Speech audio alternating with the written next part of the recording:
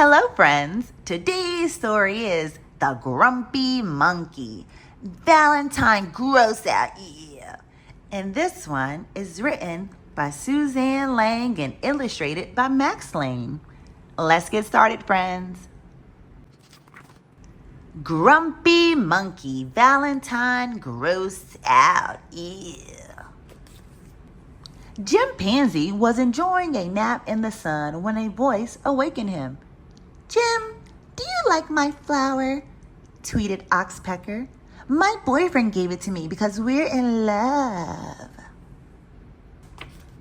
"Love?" said Jim. "Gross. Don't be jealous. Also, my boyfriend is making me a romantic dinner for Valentine's Day," tweeted Oxpecker. "Valentine's Day? What's that?" asked Jim. "It's a day for love," replied Oxpecker, "full of hearts and sweets and flowers and romance. It's the loveliest, doviest, most wonderfulest holiday."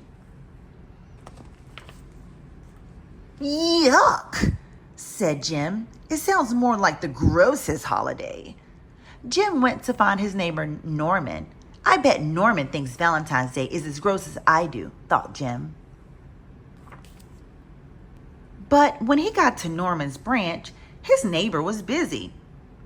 "I'm making love cards," said Norman. "Catch you later." Jim couldn't believe it. Even Norman liked Valentine's Day.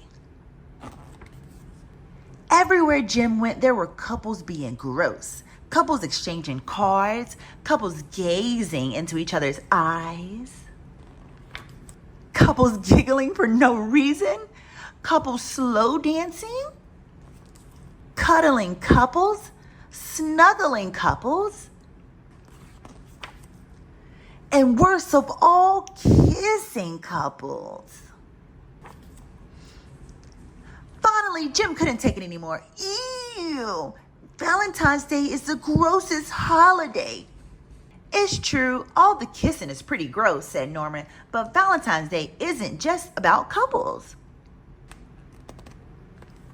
There are lots of kinds of love," said Norman, "like the love you have for your parents, and the love parents feel for their children," said Jim's mom. "And the love you feel for your friends," said Norman.